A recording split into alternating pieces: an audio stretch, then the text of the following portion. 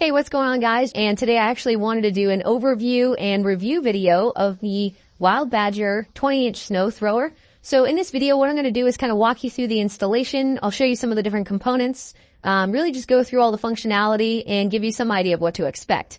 Now, as you can see, the weather right now, we're basically preparing for upcoming snow season. So I wanted to get this ready for that. So I figured this video would really be more to show kind of the functionality of this. And most likely, I'll be doing another video when we actually have some snowfall. But for now, this one's going to really cover the overview functions. Now, in terms of installation, it was pretty straightforward. You have, basically when this comes out of the box, this, wire is actually going to be already connected to the main unit. And this whole metal frame is actually going to be detached. So you have 4 of these different screw sets. You're basically going to unplug the screw from the other end of the actual twist knob here. And you're going to actually take the middle frame piece, attach this one first with the 2 bottom pieces, and then you're going to attach the main frame piece with the actual handlebar up here at the top. And this will basically attach with these 2 pieces on either end. Once you've done that, you then attach the chute. This is pretty straightforward. You basically have a plastic piece with a handle up here that attaches with 3 bolts that go right onto the main frame. These actually I just did with a Phillips, but you could even use like a hex wrench if you want with these as well.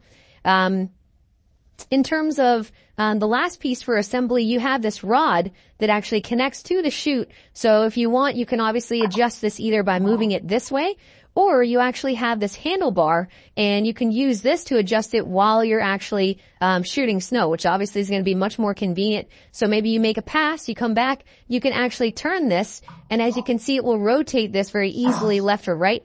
And it goes pretty far, as you can see. You can pretty much make this go directly to the left, or if you go all the way back to the right, you can go all the way to the right, or you can do an angle.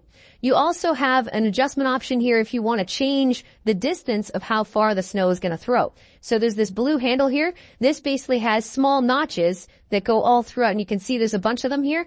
This will basically allow you to choose, how far the snow is going to go. You can see this setting here, it's probably going to shoot it more at a close angle, whereas if we go all the way down, this is going to shoot it straight up. So you're probably going to want to play with this depending on, where you're actually, removing your snow.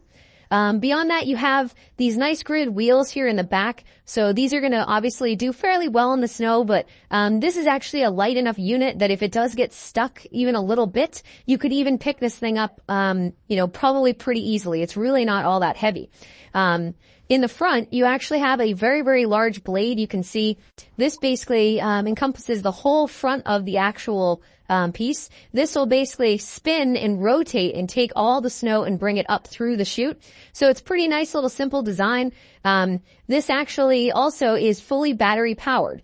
I've actually used one in the past that you had to have it plugged in, which honestly is a big nuisance. And with this, you have a battery that just goes inside.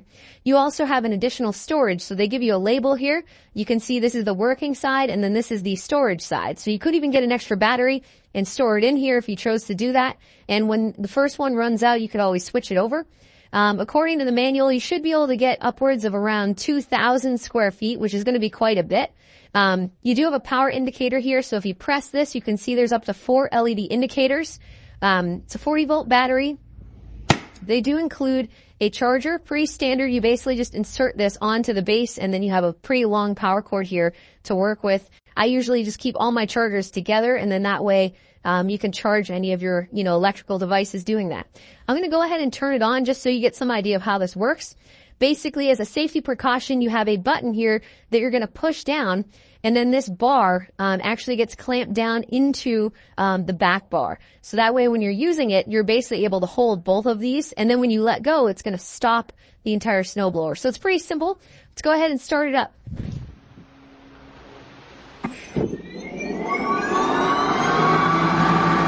So it's decently loud, as you can hear. Obviously, like I said, with the weather, we can't test it, but I can already tell just from doing this quick test, this thing is going to do a pretty good job, with probably pretty decent snowfall. I would say unless you're getting well over a foot of snow, maybe you just waited too long to go out there and start on the driveway. This is going to work for most common amounts of snow that you'd be dealing with. Anyway, thanks for checking out my video overview. Hopefully you found this helpful, and I'll talk to you later.